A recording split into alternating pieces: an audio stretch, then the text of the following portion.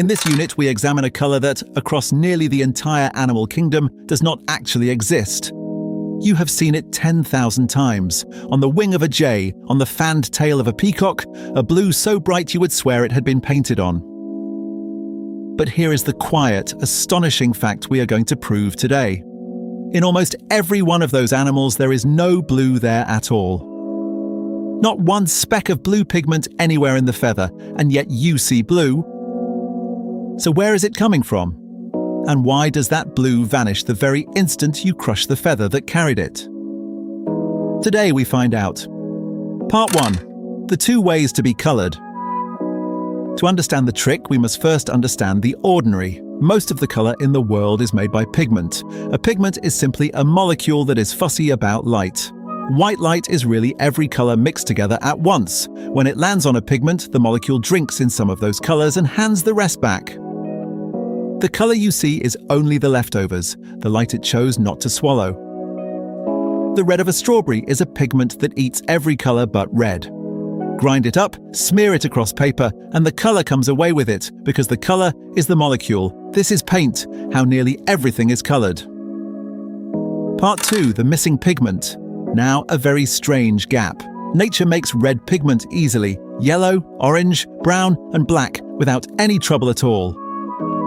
But true blue pigment, a molecule that hands back blue, is one of the rarest things in the living world. A color that biology, for all its billions of years of practice, almost never learned to paint. Which leaves us with a beautiful contradiction. Walk outside and blue animals are everywhere. The morpho butterfly flashes an electric blue through the forest from 100 paces away. The only way out is to accept something remarkable. These animals make their blue by a completely different method. One with nothing to do with paint at all. And to see it, we have to go inside the feather. Part 3. Inside the feather. Take a blue feather from a jay and imagine shrinking down, smaller than a grain of dust, until you could walk into the feather itself. You would not find a drop of blue anywhere. Instead, you would find architecture. The inside of that feather is not solid. It is a sponge, a precise microscopic foam of keratin, the very same stuff as your own fingernails, threaded through with countless tiny pockets of air. And those pockets are not scattered at random. They are spaced with breathtaking care, at a distance tuned to the size of a wave of light itself. Because light, remember, travels in waves, and each color is a different length of wave. Red is a long, lazy wave. Blue is a short, quick one, so when white light pours into that spongy structure, something exquisite happens. The long red and yellow waves slip straight past the little pockets and are lost inside. But the short blue waves strike those pockets at exactly the right spacing to bounce back, flooding out toward your eye all at once.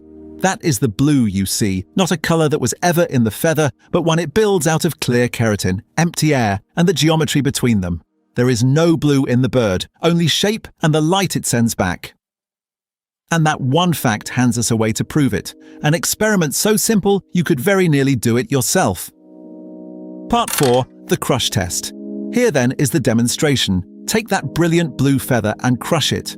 Grind it hard between your finger and thumb and look again. The blue is gone, not faded, gone.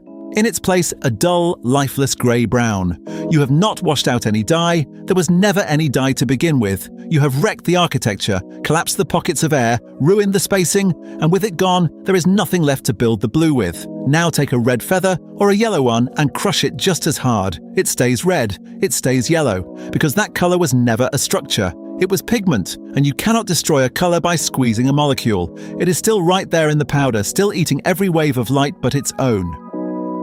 There is the proof. Crush a colour and watch. If it dies, it was built. If it lives, it was painted. Part 5. Blue, everywhere it isn't. And once you know the trick, you begin to notice it everywhere. That impossible electric flash of the morpho butterfly. Structure.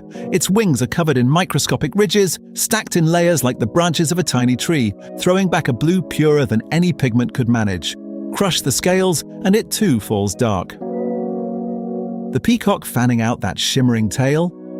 Structure again, tiny orderly lattices set inside each strand, sorting the light as it passes, and it reaches closer to home. The blue of a human eye is not a pigment either. A blue iris is simply a nearly colorless tissue that scatters the short blue waves back. The very same trick as the feather looking back at you from the mirror. So, is there any true blue pigment in the animal world? Almost none. Of the millions of species, only a tiny handful genuinely paint themselves blue. Among them a single butterfly, the Abrina olivewing, quietly making the blue pigment that nearly nothing else on Earth can. The rare exception that shows how astonishing the rule really is. The review card, and so we have learned the lesson of this unit, that some of the most beautiful colors in nature are not truly colors at all. Not paint, not dye, not pigment, but architecture, structures too small to see, arranged so precisely that they conjure a color out of nothing but plain white light.